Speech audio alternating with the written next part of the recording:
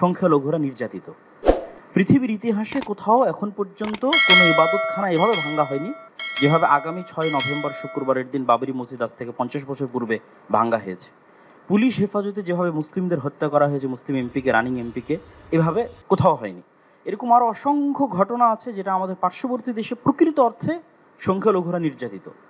আমাদের দায়িত্ব মানুষ হিসেবে এবং তাদের পার্শ্ববর্তী দেশ হিসেবে, এবং 47-এ আমরা যে ওয়াদা দিয়ে এই দেশটাকে স্বাধীন করেছিলাম, সেই ওয়াদা রক্ষার্থে আমাদের দায়িত্ব হচ্ছে আমাদের পার্শ্ববর্তী দেশের সংখ্যালঘু নির্যাতনের প্রতিবাদে আমাদেরকে আওয়াজ ওঠানো।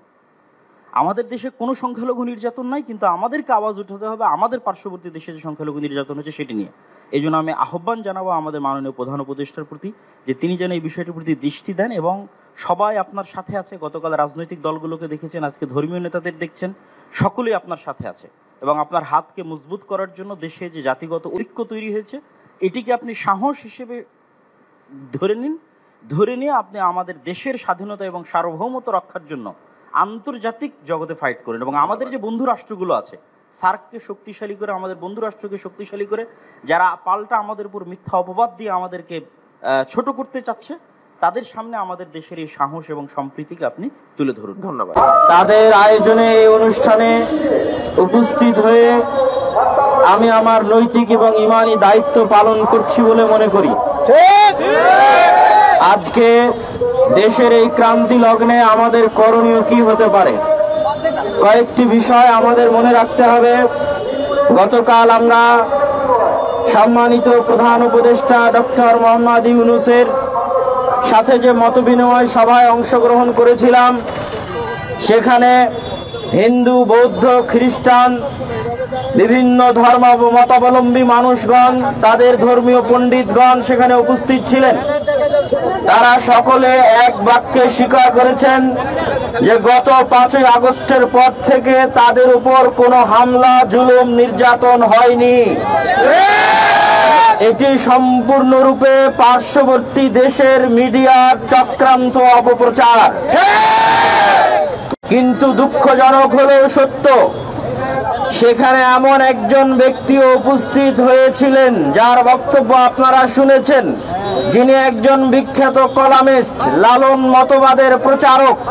তিনি তার জঘন্যতম বক্তব্যে আমাদের চট্টগ্রামের রাষ্ট্রপক্ষের আইনজীবী সাইফুল ইসলাম আলিফকে যে নৃশংসভাবে হত্যা করা হলো, এই বিষয়ে কোনরূপ বক্তব্য প্রদান না করেই তিনি ইসকনের একজন নেতার, যিনি গ্রেফতার হয়েছেন, তার মুক্তি চেয়ে বসলেন। আমি জানি না তিনি কি উদ্দেশ্যে, কোন ধর্মের মতাবলম্বী হয়ে সেখানে অংশগ্রহণ করেছিলেন, আমার জানা নেই। তবে আমি স্পষ্ট করে বলে দিতে চাই, যারা গত 5ই আগস্টের পর থেকে বিভিন্ন দাবি দাওয়া নিয়ে রাস্তায় আন্দোলন করছে, এই সমস্ত চিন্ময় দাসেরা গত 16 বছর কোথায় ছিল? তারা গত 16 বছর কোনো দাবি দাওয়া নিয়ে আন্দোলন করতে পারেনি, আজ আন্দোলন করে এবং একদিনের মধ্যে 24 ঘন্টার মধ্যে মানতে হবে মর্মে দেশকে অস্থিতিশীল করার চেষ্টা করে। শুধু তাই নয়, আমি তাকে আরো বলতে চাই, আজকে বাংলাদেশের মাটিতে যে ঘটনা ঘটেছে, চট্টগ্রামের আইনজীবী সাইফুল ইসলাম আলিফকে, রাষ্ট্রপক্ষের একজন আইনজীবীকে পৃথিবীর ইতিহাসে কোন আদালতে এভাবে জনসম্মুখে কুপিয়ে হত্যা করার রেকর্ড আমাদের জানা নাই। সাইফুল ইসলাম আলিফকে যেভাবে হত্যা করা হয়েছে, এই রকম ঘটনা যদি ভারতের মাটিতে ঘটত, ভারতে যদি কোনো রাষ্ট্রপক্ষের হিন্দু আইনজীবীকে এইভাবে মুসলিমরা হত্যা করত, তাহলে তার প্রতিক্রিয়া কি হতো? আজকে যেভাবে বাংলাদেশের মাটিতে গেরুয়া হিন্দুত্ববাদীদের পতাকা বাংলাদেশের লাল সবুজের পতাকার উপর উড়ানো হয়েছে, এই ঘটনা যদি ভারতের মাটিতে ঘটত, ভারতের পতাকার উপর কালেমার পতাকা মুসলমানেরা উড়াতো, তাহলে ভারতের মুসলমানদের কি হতো? এই বিষয়গুলো মাথায় রেখে আপনারা সুশীল সাজার চেষ্টা করবেন, জোরপূর্বক সুশীল সাজার চেষ্টা করবেন না। বাংলাদেশে যে সংখ্যালঘু নির্যাতনের মিথ্যা অপপ্রচার করা হচ্ছে, আমি তার বিপরীতে বলতে চাই, ভারতে সংখ্যালঘু নির্যাতন হচ্ছে, বাংলাদেশে নয়। ভারতে আজকের দিনে আজ থেকে 30-32 বছর পূর্বে 1992 সালে মুসলমানদের মসজিদ বাবরি মসজিদকে ভেঙে তছনছ করে সেই মসজিদের জায়গায় রাম মন্দির নির্মাণ করা হয়েছে। অথচ ভারতের হাইকোর্টের 1947 সালের রায় অনুযায়ী 1947 সালে যে কোনো মসজিদ মন্দির যে অবস্থায় আছে তাকে সে অবস্থায় রাখতে হবে, এটি ভারতেরই হাইকোর্টের রায়। সেই রায়কে লঙ্ঘন করে এবং পৃথিবীর ইতিহাসের কোন উপাসনালয়, কোন ইবাদতগারকে এইভাবে ভেঙে ধ্বংস করা হয়েছে। শুধু তাই নয়, ভারতের মাটিতে মুসলমানদের জনসংখ্যা প্রায় 20 থেকে 25%, অথচ সরকারি চাকরিতে তাদের অংশগ্রহণ মাত্র 3%। শুধু তাই নয়, এনআরসি এবং সিএএ সিটিজেনশিপ অ্যামেন্ডমেন্ট যে বিল আছে, এই এনআরসি এবং সিএএ এর নামে 1951 সালে যারা তাদের পরিচয় 1951 সালের পূর্বের কোনো পরিচয় দিতে পারবে না, তারা যদি হিন্দু, বৌদ্ধ, খ্রিস্টান, ইহুদি হয়, তাহলে তাদেরকে ভারতে জায়গা দেওয়া হলেও মুসলমানদের দেওয়া হবে না। এই আইনের মাধ্যমে আসাম এবং পশ্চিমবঙ্গের লক্ষ লক্ষ কোটি কোটি মুসলমানকে রোহিঙ্গা বানানোর জন্য তাদের নিজ দেশে তাদেরকে পরদেশী নাগরিকবিহীন করার এক ষড়যন্ত্র চলমান আছে। শুধু তাই নয়, ভারতের মুসলমানদের মুসলিম পারিবারিক আইন, ভারতের মুসলমানদের যে ওয়াকফ বোর্ড, এই ওয়াকফ বোর্ড এবং মুসলিম পারিবারিক আইনকে নিষিদ্ধ করার, বন্ধ করার অপপ্রয়াস এবং ষড়যন্ত্র চলমান আছে। শুধু তাই নয়, আসামে সকল মাদ্রাসা বন্ধ করে সেগুলোকে স্কুলে রূপান্তর করা হয়েছে। কাশী, মথুরা, বানারস, সম্বল সহ অসংখ্য মসজিদকে মন্দিরে রূপান্তর করার প্রচেষ্টা চলমান আছে। এই সমস্ত সংক্ষিপ্ত তথ্যের আলোকে বলতে চাই, বাংলাদেশে এরকম কোনো নজির নাই যে বাংলাদেশে কোনো মন্দিরে মুসলমানেরা হামলা করে সেই মন্দিরকে মসজিদ বানিয়েছে। বাংলাদেশে এরকম কোনো নজির নাই যে কোনো হিন্দুকে মুসলমানেরা পিটিয়ে হত্যা করেছে, কিন্তু ভারতে অসংখ্য মুসলমানকে গরুর গোশত রাখার কারণে, জয় শ্রীরাম না বলার কারণে গণপিটুনি দিয়ে হত্যা করা হয়েছে। তাহলে সংখ্যালঘু নির্যাতন কোথায় হচ্ছে? বাংলাদেশে না ভারতে? অতএব সংখ্যালঘু নির্যাতনের বিচার কোথায় চাইতে হবে? অতএব শান্তিরক্ষী বাহিনী কোথায় পাঠাতে হবে? আমি প্রধান উপদেষ্টা মহোদয় ডক্টর মোহাম্মদ ইউনূসকে বলেছি, আপনারা ডিফেন্সিভ খেলছেন। বাংলাদেশে যেখানে কোনো সমস্যা নাই সেখানে এত ডিফেন্স খেলার দরকার নাই। আপনারা যদি বাংলাদেশের স্বাধীনতা, সার্বভৌমত্ব রক্ষা করতে চান, আপনাদেরকে যে কোনো মূল্যে মানুষ হিসেবে 1947 সালে যে ওয়াদা দিয়ে আমরা এই স্বাধীন জন্মভূমি পেয়েছি, সেই 1947 সালের ওয়াদাকে পূরণ করার জন্য ভারতের মুসলমানদের পক্ষে আওয়াজ উঠাতে হবে। বাংলাদেশের সরকারের প্রতি উদাত্ত আহ্বান জানাবো, আপনারা অবিলম্বে রাষ্ট্রীয়ভাবে বিবৃতি দিয়ে ভারতের মুসলমানদের উপর অত্যাচার এবং জুলুম বন্ধের বিবৃতি প্রদান করুন। অবিলম্বে জাতিসংঘ সহ বিভিন্ন জায়গায় ভারতের মুসলমানদের নিরাপত্তা চেয়ে বাংলাদেশের শক্তিশালী অবস্থান তৈরি করুন। শুধু তাই নয়, এই দক্ষিণ এশিয়ায় আরো যে দেশগুলো আছে যারা ভারতের আগ্রাসনের শিকার, ভারতের আধিপত্যের শিকার, নেপাল, ভুটান, মালদ্বীপ, শ্রীলঙ্কা, পাকিস্তান, তাদেরকে সাথে করে নিয়ে শক্তিশালী সার্ক গঠন করুন। সম্মানিত উপস্থিতি, আমরা আরো একটি বিষয় স্পষ্ট করে বলতে চাই যে আজকে যারা বাংলাদেশের সাম্প্রদায়িক সম্প্রীতি নষ্টের চেষ্টা করছে, তারা মূলত বাংলাদেশের নাগরিক নয়, বরং বাংলাদেশের বাহির থেকে পার্শ্ববর্তী দেশের বিভিন্ন মিডিয়া, উগ্র হিন্দুত্ববাদের প্রচারকগণ বিভিন্ন উস্কানিমূলক তথ্য ছড়িয়ে বাংলাদেশের যে হাই কমিশন রয়েছে কলকাতা এবং আগরতলায়, সেই হাই কমিশনে আক্রমণ করে বাংলাদেশের লাল সবুজের পতাকাকে ছিন্ন বিচ্ছিন্ন করে তারা উস্কানি দিয়ে আমাদের দেশে দাঙ্গা লাগাতে চায়। কিন্তু আমরা স্পষ্ট করে বলতে চাই, বাংলাদেশের মুসলমানেরা অতি রাজনীতি সচেতন, জ্ঞানী, বিজ্ঞ।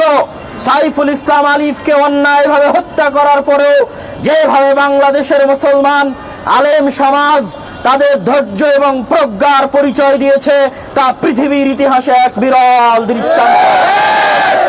অতএব ভারতের বা উগ্র হিন্দুত্ববাদীদের যে আশা যে তারা বাংলাদেশের মধ্যে দাঙ্গা লাগিয়ে বাংলাদেশকে অস্থিতিশীল করে বাংলাদেশের স্বাধীনতা সার্বভৌমকে হায়দারাবাদের মতো সংখ্যালঘু নির্যাতনের মিথ্যা কাহিনী তৈরি করে বাংলাদেশকে দখল করার যে অলীক স্বপ্ন, সেই স্বপ্ন বাংলাদেশের মুসলিম, হিন্দু, বৌদ্ধ, খ্রিস্টানরা মিলে নস্যাৎ করে দিয়েছে। এবং আমি আরো স্পষ্ট করে বলে দিতে চাই, এই ধরনের অপপ্রচার এবং উস্কানি যত বেশি চলবে, বাংলাদেশের ঐক্য তত দৃঢ় হবে ইনশাআল্লাহ। বাংলাদেশের মুসলমানেরা স্পষ্ট করে বলে দিতে চায় যে আমাদের সীমান্তগুলো যদি বন্ধ করে দেওয়া হয়, আমাদের আমদানি রপ্তানি যদি বন্ধ করে দেওয়া হয়, আমাদের বিদ্যুৎ, চিনি, পোশাক থেকে শুরু করে প্রয়োজনীয় যে কোনো পণ্য যদি বন্ধ করে দেওয়া হয়, তাতে বাংলাদেশে পণ্য দ্রব্যের মূল্য যদি লাগামহীন হয়ে যায়, বাংলাদেশের মুসলমানেরা যদি ক্ষুধার্ত থাকে, পিপাসার্ত থাকে, তাহলে ক্ষুধার্ত পিপাসার্ত অবস্থায় আমরা শহীদে মৃত্যুবরণ করতে রাজি আছি, কিন্তু বাংলাদেশের স্বাধীনতার সার্বভৌমত্বের সাথে চুল পরিমাণ আপোষ হবে না ইনশাআল্লাহ। এটি শেরে বাংলার বাংলা, আজি শরীয়তুল্লাহর বাংলা, এটি হোসেন শহীদ সোহরাওয়ার্দীর বাংলা, মাওলানা ভাসানীর বাংলা, এটি মাওলানা আকরাম খাঁর বাংলা, এটি আল্লামা আব্দুল্লাহিল কাফিয়ার কুরাইশির বাংলা। এই বাংলার মুসলমানেরা, শেরে বাংলার উত্তরসূরিরা, হাজী শরীয়তুল্লাহর উত্তরসূরিরা, তিতুমিরের উত্তরসূরিরা জীবন দেওয়া জানে। তারা জীবনের বিনিময়ে হলেও এই 1947 সালে পাওয়া এই মাতৃভূমিকে, মুসলমানদের আবাস স্থলকে আমরা যে কোনো মূল্যে রক্ষা করবই করবো ইনশাআল্লাহ। আমরা বলে দিতে চাই যে এই জাতি রাষ্ট্রের যে বিভাজন, তার কারণে যদি কোনো ভারতীয় মানুষ আমাদের দেশে আসে, তার প্রতি আমাদের কোনো ঘৃণা নাই, তার প্রতি আমাদের মেহমানদারি থাকবে। কিন্তু আমরা সকলে প্রথম থেকে যেটা বলছি যে হিন্দুত্ববাদ, এই হিন্দুত্ববাদ, এই বিজেপি, এই ইসকন, এই আরএসএস, তারা যেই ভারতের রাজনীতিতে যেই কায়েম করে রেখেছে, আমরা দেখেছি যে তারা আমাদের এই দেশের স্বৈর শাসক, এই দেশের জালেম শেখ হাসিনাকে তারা আশ্রয় দিয়েছে সর্বদলীয় ঐক্যের মাধ্যমে। আমরা দেখেছি তারা রাষ্ট্রীয়ভাবে নীতি নিয়েছে আওয়ামী লীগকে পুনর্বাসন করার জন্য। আমরা দেখেছি তারা একটা সাম্প্রদায়িক পররাষ্ট্রনীতি গ্রহণ করেছে। বাংলাদেশের মানুষ যখন আন্দোলনের মৃত্যু গ্রহণ করছে, যখন আমাদের ভাইরা মারা যাচ্ছে, যখন ইসরায়েলে ফিলিস্তিনে আগ্রাসন চালাচ্ছে, তাদের কোনো কথা নাই। কথা শুধু কেন চিন্ময়কে গ্রেফতার করা হলো, তাই না? এই সাম্প্রদায়িক নীতিকে অবশ্যই বর্জন করতে হবে ইনশাআল্লাহ। ভারতকে অবশ্যই সাম্প্রদায়িক নীতিকে বর্জন করতে হবে। যতদিন না তারা এই সাম্প্রদায়িক নীতি বর্জন না করছে, ততদিন আমাদের প্রতিবাদ চলবে।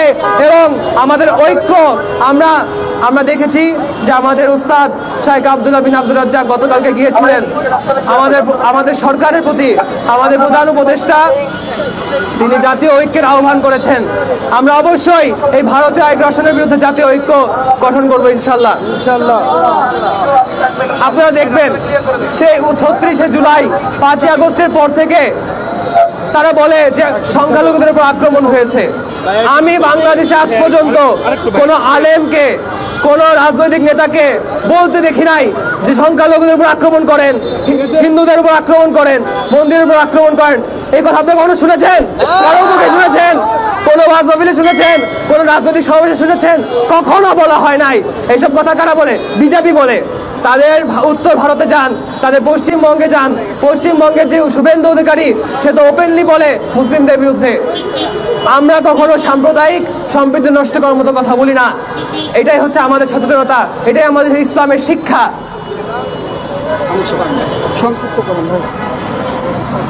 আর কিছু সুশীল আছে, আমরা মন্দির পাহারা দেই কেন? মন্দির কেন পাহারা দেওয়া লাগবে? তাদের কথা হচ্ছে যে মন্দির তো হুমকির মুখে থেকে মন্দির পাহারা দেওয়া লাগে। আরে ভাই, আমেরিকাতেও তো মন্দিরের উপর আক্রমণ হয়। বাংলাদেশে যে মন্দির আমরা পাহারা দেই, সেটা আমাদের মধ্যে যারা চক্রান্তকারী আছে, যে পতিত শক্তি চক্রান্তকে রুখে দেওয়ার জন্য আমরা এই বাংলাদেশের মানুষ, এই বাংলাদেশের মুসলমান মন্দির পাহারা দিয়েছে। আর তারা সুশীলতা দেখায় যে মন্দিরও পাহারা দেয়। যারা চক্রান্ত খুঁজে তাদেরকে আপনি কখনো সন্তুষ্ট করতে পারবেন না। সে পরিশেষে আমি বলতে চাই যে আমাদের যে ঐক্য গঠিত হয়েছে ইনশাল্লাহ, এই বাংলাদেশ, এই বাংলাদেশের রাষ্ট্র, এই মুসলমানদের ভূমি, এটা থাকবে। এই দিন, এই জমিন এই আল্লাহর ছিল, আল্লাহর থাকবে, এবং আমরা মুসলিম হিসেবে এই জমিনে থাকবো ইনশাল্লাহ। কোনো হিন্দুত্ববাদী আগ্রাসন আমরা মেনে নিব না, কোনো ইহুদিবাদী আগ্রাসন এই দুনিয়া মেনে নিবে না। আমরা অবশ্যই আমাদের মুসলিম ভাইদেরকে যেখানে যেখানে নির্যাতিত করা হচ্ছে, সকলটাই আমাদের বিষয়। এটা কোনো জাতির অভ্যন্তরীণ বিষয় নয়। আমরা বলতে চাই সকল মুসলিমদের বিষয় আমাদের বিষয় ইনশাল্লাহ। সকল মুসলিমদের অধিকার, যেখানে ইনসাফ কায়েম হবে না, সেটা মুসলিমদের অধিকার তো আছেই। সকল অমুসলিমদের প্রতি ইনসাফের বিরুদ্ধে আমরা আছি, থাকবো ইনশাল্লাহ। এই বলে আমি শেষ করছি ইনশাল্লাহ। নারায়ে তাকবীর, লিল্লাহি তাকবীর, আল্লাহু আকবার, লিল্লাহি তাকবীর, আল্লাহু আকবার, লিল্লাহি তাকবীর, আল্লাহু আকবার। দিল্লি না ঢাকা, ঢাকা ঢাকা, দিল্লি না ঢাকা, ঢাকা ঢাকা। ভারতের দলেরা হুঁশিয়ার সাবধান, ভারতের দলেরা হুঁশিয়ার সাবধান। লিল্লাহি তাকবীর, আল্লাহু আকবার, লিল্লাহি তাকবীর, আল্লাহু আকবার। সাথী ও ভাইরা, আমাদের দিল্লির এই আগ্রাসন বিরোধী শান্তিপূর্ণ মানববন্ধনে বিভিন্ন বিশ্ববিদ্যালয়ের প্রতিনিধিগণ উপস্থিত হয়েছেন। আমরা ক্রমান্বয়ে সংক্ষিপ্তভাবে তাদের বক্তব্য শুনব। শেষ পর্যায়ে বক্তব্য প্রদান করার জন্য অনুরোধ করব ফাইনাল আহমেদ, নর্থ সাউথ বিশ্ববিদ্যালয়। ফাইনাল আহমেদ, নর্থ সাউথ বিশ্ববিদ্যালয়। লিল্লাহি তাকবীর, লিল্লাহি তাকবীর। তোমার আমার এক ইলাহ, লা ইলাহা ইল্লাল্লাহ। তোমার আমার এক ইলাহ, লা ইলাহা ইল্লাল্লাহ। তোমার আমার এক ইলাহ, লা ইলাহা ইল্লাল্লাহ। লিল্লাহি তাকবীর। আসসালামু আলাইকুম ওয়া রাহমাতুল্লাহ। আচ্ছা, আমাদের তো ভারত বিরোধী আন্দোলনের আমরা তবে আজকের দিনে বিগত ২ বছর আগে একটা ঘটনা ঘটে গেছে, আমি জানি। সেটি হচ্ছে এই দিনে বাবরি মসজিদকে ধ্বংস করা হয়েছিল। বাবরি মসজিদের ইতিহাস জানার কি আমাদের প্রয়োজন আছে? বাবরি মসজিদ সম্পর্কে সংক্ষিপ্ত বক্তব্য দেওয়ার জন্য আমি আজকে এখানে এসেছি। বাবরি মসজিদ সর্বপ্রথম ১৫২৮ খ্রিস্টাব্দে প্রতিষ্ঠিত হয় সুলতান বাবরের সেনাপতি কর্তৃক। এটি মুসলমানদের ভূমি ছিল। প্রায় ৭৫০ বছর যাবৎ মুসলমানরা এই ভূমি শাসন করেছে। সেই সূত্র ধরে বাবরি মসজিদ নির্মিত হয়। কিন্তু পরবর্তীতে ৩০০ বছর পরে এসে হিন্দুত্ববাদীরা দাবি করে যে এখানে নাকি রামের জন্ম হয়েছিল। পরবর্তীতে তারা দাবি করে যে এখানে রাম মন্দির স্থাপিত করতে হবে বাবরি মসজিদকে ভেঙে। এটা কি ঠিক? তারপরে ব্রিটিশের আমলে 1853 সালে রাম মন্দিরকে ধ্বংস করতে চায় তারা। রাম মন্দিরকে ধ্বংস করে তারা বাবরি মসজিদ প্রতিষ্ঠিত করার জন্য রাষ্ট্রীয়ভাবে ষড়যন্ত্র শুরু করে। 1949 সালে যখন ব্রিটিশরা সদ্য ভারতবর্ষ থেকে বিতাড়িত হয়েছে, তখন তারা চক্রান্ত করে মন্দিরের পুরোহিত সহ এবং তার 3 জন সহকারী সহ রাম ও সীতার মূর্তি বাবরি মসজিদে রেখে তারা দাবি করে যে এখানে থেকে অলৌকিকভাবে রাম ও সীতার মূর্তি এসেছে। এটাকে মেনে নেওয়া যায়? তারপর থেকে আজ পর্যন্ত বাবরি মসজিদে নামাজ পড়া বন্ধ আছে। এটা কি মুসলিম হিসেবে মেনে নেওয়া যায়? পরবর্তীতে আরএসএস ও বিজেপির চক্রান্তে অনেক দূর এই ঘটনা ঘটিয়েছে এবং কোর্ট আদালত করেও এর কোনো সমাধান আসেনি। পরবর্তীতে 1992 সালের এই দিনে 6ই ডিসেম্বর প্রায় 1.5 থেকে 2 লাখ হিন্দুত্ববাদীদের সমর্থকরা ভারতের বিভিন্ন জায়গা থেকে বা এই বাবরি মসজিদে অর্থাৎ রাম মন্দিরে বর্তমান যেখানে রাম মন্দির স্থাপিত করছে তারা সেখানে উপস্থিত হয়ে মসজিদকে ভাঙচুর করে এবং এদের নেতৃত্ব দেয় হিন্দুত্ববাদীদের বিজেপি ও আরএসএস নেতারা। তারপর থেকে আমাদের আজ পর্যন্ত এখানে মুসলিমরা কোনো জায়গা পায় না। এর সমাধান কি চাই না আমরা? আচ্ছা, আরেকটি কথা বলে আমি শেষ করতে চাই, সেটা হচ্ছে যে বর্তমানে দেখা যাচ্ছে যে হিন্দুরা এই 5ই আগস্টের পর থেকে ভারতের হিন্দুরা বিশেষ করে টুইটার সহ বিভিন্ন সামাজিক মাধ্যমে তারা প্রচারণা চালাচ্ছে যে বাংলাদেশের মুসলিমরা হিন্দুদের নিপীড়িত করছে, হিন্দুরা নাকি নির্যাতিত বাংলাদেশে। এটাকে মেনে নেওয়া যায়? হিন্দুরা কখনোই নির্যাতিত নয়, বরং আমি বলবো যে তারা যে প্রোপাগান্ডা চালাচ্ছে মিথ্যা প্রোপাগান্ডা, এটা বেশি দিন স্থায়ী হবে না, বরং এটি আল্লাহ তাআলা বলে সূরা বনী ইসরাঈল 21 নম্বর আয়াত, সত্য এসেছে মিথ্যা তো বিলুপ্ত হওয়ারই ছিল, সুতরাং তাদের মিথ্যা প্রোপাগান্ডা একদিন বিলুপ্ত হবে ইনশাআল্লাহ। এই বলে আমি আমার বক্তব্য শেষ করছি। দিল্লি না ঢাকা, দিল্লি না ঢাকা, লিল্লাহি তাকবীর, লিল্লাহি তাকবীর, লিল্লাহি তাকবীর। আসসালামু আলাইকুম।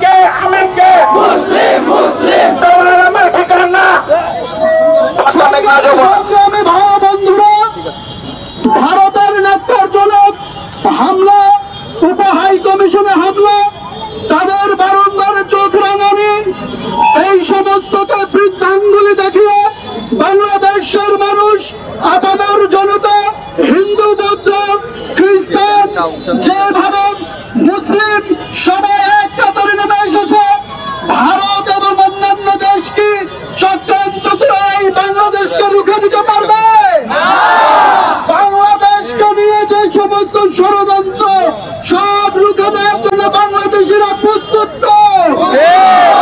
প্রয়োজনে আমরা শেষ রক্তবিন্দু দেব, তারপরে ভারতের দালালদেরকে ঝেঁটিয়ে বাংলাদেশ থেকে বিদায় করে দেব। সংগ্রামী ভাই বন্ধুরা, পর্যায়ে বক্তব্য প্রদান করার জন্য বিনীত অনুরোধ করব অন্তর বুয়েট।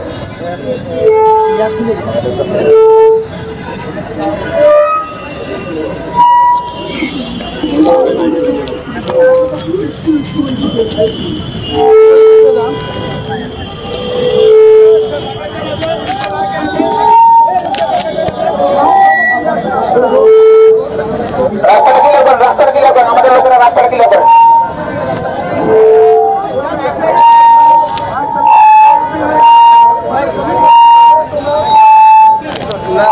গোল হয়ে যাচ্ছে কেন আমরা?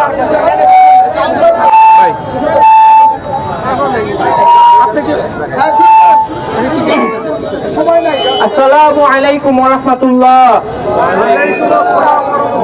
ইন্নাল হামদুলিল্লাহ ওয়াস সালাতু ওয়াস সালামু আলা রাসূলিল্লাহ ওয়া আলা আলিহি ওয়া আসহাবিহি আজমাইন, আম্মা বা'দ। আউযু বিল্লাহি মিনাশ শাইতানির রাজীম। মুহাম্মাদুর রাসূলুল্লাহ والذين معه أشداء على الكفار رحماء بينهم تراهم ركعا سجدا يبتغون فضلا من الله ورضوانا। সম্মানিত সুধী, আপনারা সবাই জানেন আজকে আমরা কেন এখানে উপস্থিত হয়েছি।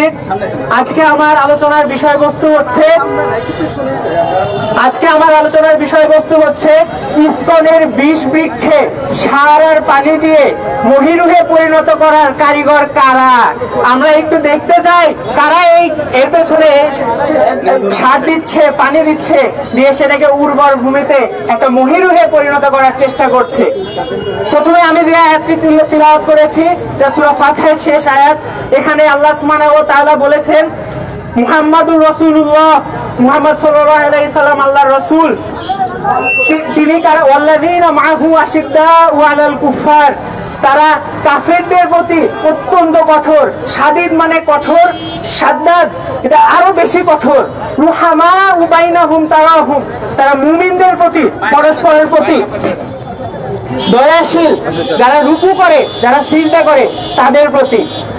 সাধারণ অমুসলিমদের প্রতি বলতে চাই, আমরা আপনাদের শত্রু নই, আমরা আপনাদের শত্রু নই, আমরা আপনাদের সাথে সবসময় ভালো ব্যবহার করব, পারস্পরিক সহাবস্থানের জন্য প্রতিশ্রুতিবদ্ধ। আপনারা আমাদের মুআহিদিন, আমরা আপনাদের সাথে প্রতিশ্রুতিবদ্ধ।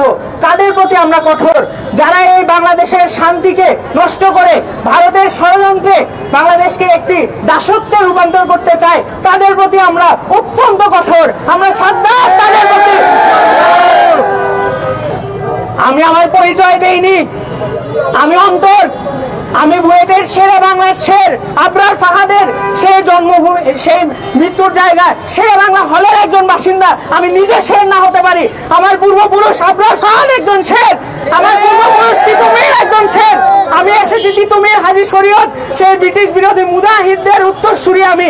আমাদের সালাফি ভাইয়েরা, আমাদের আবরার ফাহাদ ভাই কেন জীবন দিয়েছেন, কেন তিনি তাকে ছাত্রলীগের কুকুরেরা কুকুরের মতো পিটিয়ে শহীদ করেছে ইনশাআল্লাহ। কেন?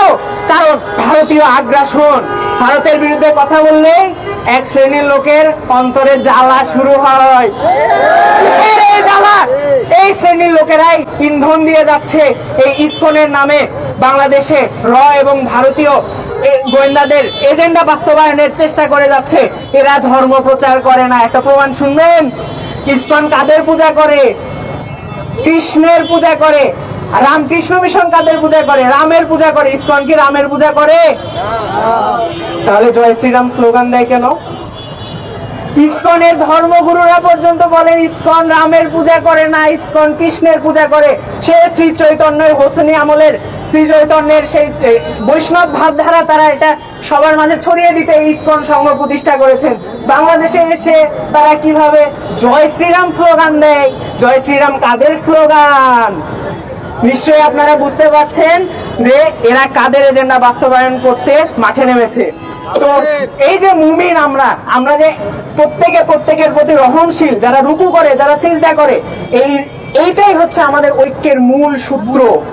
এর ফলে ফিলিস্তিনে যদি একজন মানুষের উপরে আঘাত করে, ভারতে যদি আঘাত করে, বাংলাদেশে যদি আঘাত করে, প্রত্যেকটা মানুষের হৃদয় কাঁদে। যখন সিরিয়ায় সামান্য জয়ের একটা উষালগ্ন দেখা যায়, তখন সবাই আমরা খুশি হই। এটাই আমাদের ঐক্য, এটাই আমাদের সুবীর ওয়াতাসিমু বিহাবলিল্লাহি জামিআ। এটাই সেই ঐক্যের দড়ি, এটাই সেই তাওহীদ, এটাই সেই ঈমান যার বলে আমরা বলিয়ান, যার বলে আমরা সমুন্নত। আর এই ঐক্য নষ্ট করা মানে ইসকনের বীজ বৃক্ষে সার দেওয়া, ইসকনের বীজ বৃক্ষে পানি দেওয়া।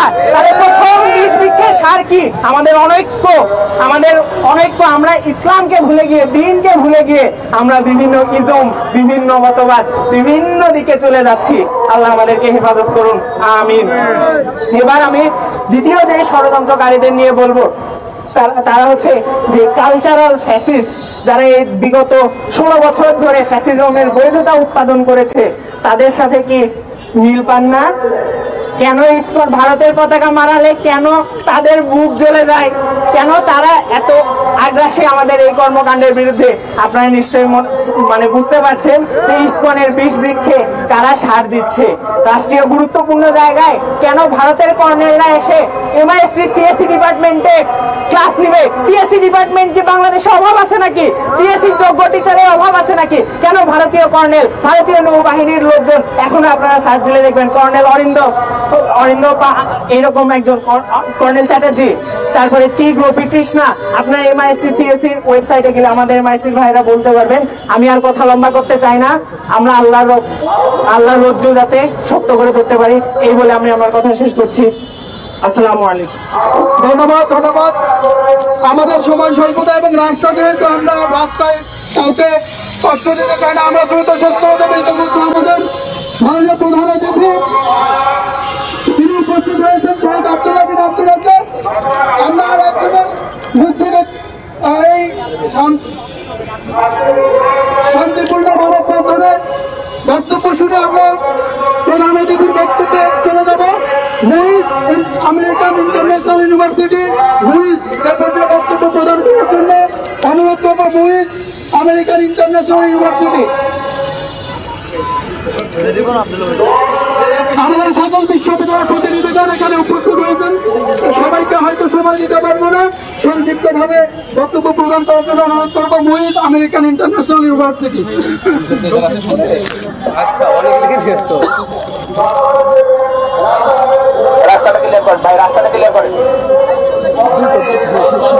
আসসালামু আলাইকুম, বিসমিল্লাহ। আজকে প্রতিবাদ সমাবেশের বিষয় চট্টগ্রামে আইনজীবী সাইফুল ইসলাম হত্যা, বাংলাদেশ হাই কমিশনে হামলা ও মমতা ব্যানার্জির অন্যায় প্রতিবাদ। এই ক্ষেত্রে উক্ত আলোচনার বিষয়ে যদি আমরা বিশ্লেষণ করার চেষ্টা করি, 5টা জিনিস লক্ষ্য করতে পারি। একটি হচ্ছে আইনজীবী সাইফুল হত্যা, আরেকটি হচ্ছে বাংলাদেশ হাই কমিশনে হামলা ও মমতা ব্যানার্জির অন্যায় দাবি। এবং এই দুইটির যে মূল উৎস সেটি হচ্ছে উগ্র হিন্দুত্ববাদ এবং তথাকথিত রাজনীতি, ব্যক্তিগত বা গোষ্ঠীগত স্বার্থ। শুরুতে আমি এই বিষয়ে যাওয়ার পূর্বে আমাদের মূল অবজেক্টিভ সেটি হচ্ছে প্রতিবাদ। সেই প্রতিবাদ সম্বন্ধে আমরা একটু ধারণা নেওয়ার চেষ্টা করব। According to Collins Dictionary, a protest is an act of saying or showing publicly that you object to something. যে প্রতিবাদ হচ্ছে দুই ধরনের হয়ে থাকে, একটা হচ্ছে ভায়োলেন্ট প্রতিবাদ, একটা হচ্ছে নন ভায়োলেন্ট প্রতিবাদ।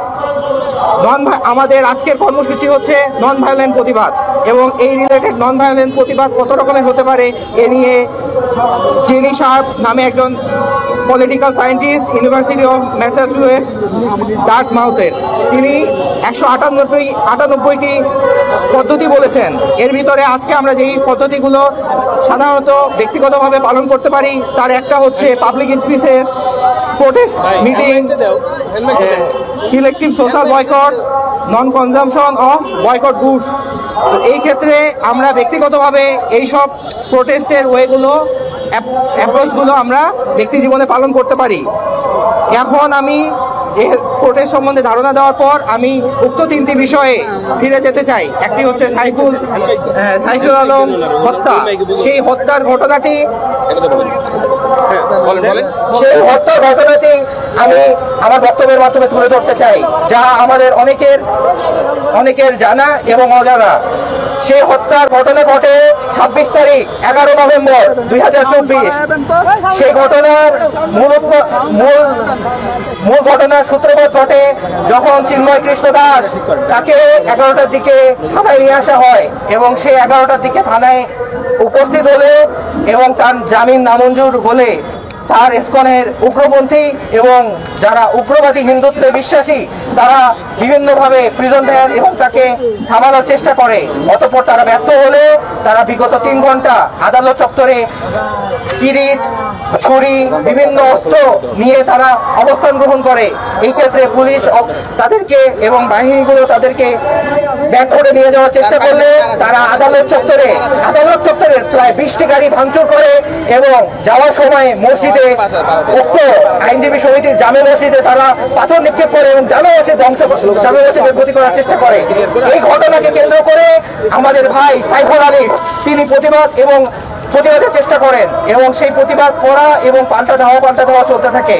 বিকাল 4টা এবং 4:30 ঘটিকায় যখন এটি মোটামুটি শান্ত অবস্থানে চলে আসে, আমাদের ভাই আলিফ তিনি আদালত চত্বর থেকে একটু সামনে প্রায় 300-400 গজ দূরে বাংলাদেশ ব্যাংক চট্টগ্রামের অপোজিটে দাঁড়িয়েছিলেন বাড়ি যাবার উদ্দেশ্যে।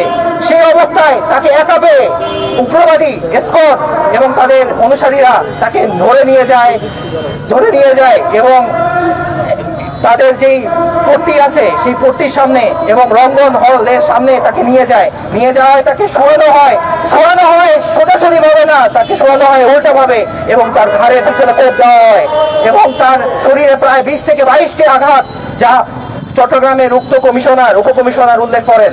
এবং তাকে যখন উদ্ধার করা হয় তখন আমাদের ভাইয়েরা যখন তাকে ধরে তার মাথার পিছনে তার মগজ বের হয়ে আসছিল, মগজকে হাতে লাগছিল। এরকম নির্মম ভাবে আমাদের ভাই সাইফুল আলিফকে হত্যা করা হয়। এবং দ্বিতীয় বিষয় আমি চলে যেতে চাই। দ্বিতীয় বিষয় হচ্ছে ভারতীয় হাইকমিশনে হামলা, ভারতীয় হাইকমিশনে হামলার বিষয়ে ভিয়েনা কনভেনশন যেটি আছে তার আর্টিকেল 22 সাব আর্টিকেল 2 এ আমরা জানতে পারি যে এটা ভারতের দায়িত্ব ছিল আমাদের দেশের হাইকমিশনকে রক্ষা করা এবং তারা এটার জন্য প্রতিশ্রুতিবদ্ধ, কিন্তু তারা সেটা করতে পারেনি। এই বিষয়ে আমাদের কঠোর কিছু কর্মসূচি নেওয়া যেতে পারে এবং তাদের বিরুদ্ধে অবস্থান নেওয়া যেতে পারে। এর একটা মাধ্যম হতে পারে এইটা আইসিজিতে নিয়ে যাওয়া, ইন্টারন্যাশনাল কোর্ট অফ জাস্টিসে, এবং ইউএনকে এর বিষয়ে ভালোভাবে ধারণা দেওয়া যেন তাদের ভিতরে স্যাংশন নিয়ে আসা যায়। এবং আমার তৃতীয় বিষয়ে আমি চলে যেতে চাই, সেটি হচ্ছে মমতা ব্যানার্জির বক্তব্য। মমতা ব্যানার্জি বক্তব্য রাখেন এবং তিনি বলেন যে তাদের মূল যেই দল, যে মূল যেই ক্ষমতাসীন, তারা যেন ইউএনের সাথে কাজ করে এবং বাংলাদেশের উপর পিসকিপিং মিশনের জন্য শান্তিরক্ষী বাহিনী যেন পাঠায়, যা সম্পূর্ণ অযৌক্তিক এবং এর বিরুদ্ধে আমি কঠোর নিন্দা এবং প্রতিবাদ জানাই। এরপরে আমাদের এই তিনটি বিষয় উল্লেখ করছি, তার মূল সূতিকাগার হচ্ছে উগ্র হিন্দুত্ববাদ।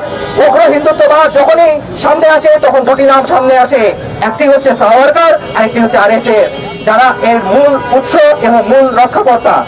সাভারকার একজন দেশদ্রোহী ছিল, সে 6 বার ব্রিটিশদের কাছে মার্সি পিটিশন করেছে যে যেন তাকে ক্ষমা করা হয়, এবং সে 1923 সালে তার হিন্দুত্ব বইয়ের মাধ্যমে সে তার হিন্দুত্বের যে মূল ফান্ডামেন্টাল যেই বিষয়গুলো যেগুলোর উপর ভিত্তি করে বর্তমান বিজেপি, আরএসএস এবং যত জঙ্গি সংগঠন হিন্দুত্ববাদী আছে তারা যেটি ফলো করে সেটি হচ্ছে সকল হিন্দু, খ্রিস্টান, শিখ এবং জৈন এবং তাদের যে কাজগুলো আছে সবগুলোকে একত্রিত করা এবং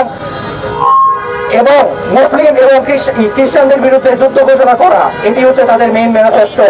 তারা যেমন আমরা সাইফুল আলম ভাইয়ের ক্ষেত্রে লক্ষ্য করি যে যারা 39 জনের বিরুদ্ধে প্রত্যক্ষভাবে হত্যার মামলা দায়ের করা হয়েছে তারা বেশিরভাগই হচ্ছে দাস।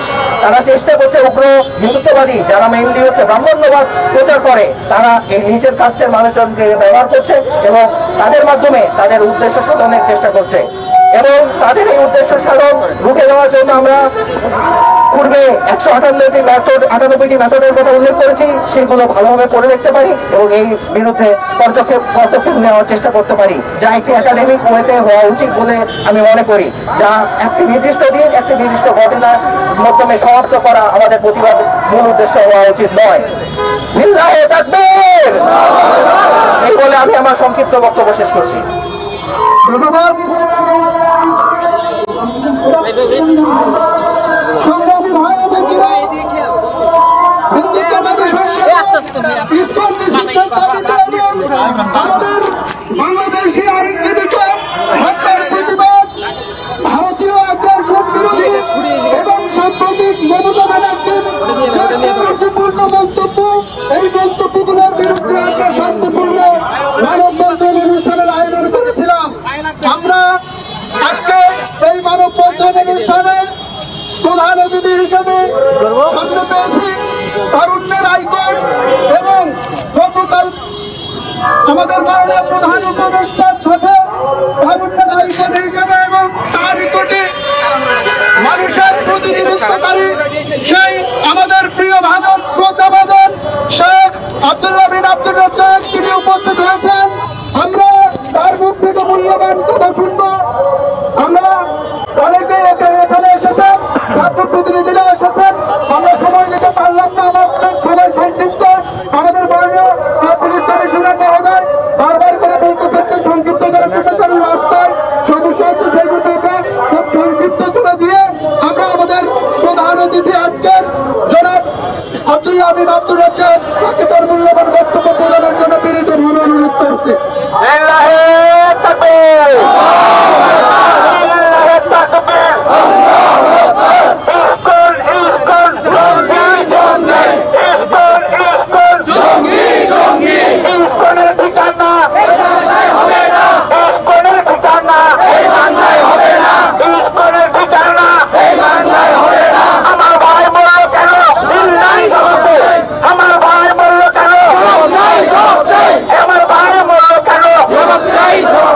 আমার ভাই কবর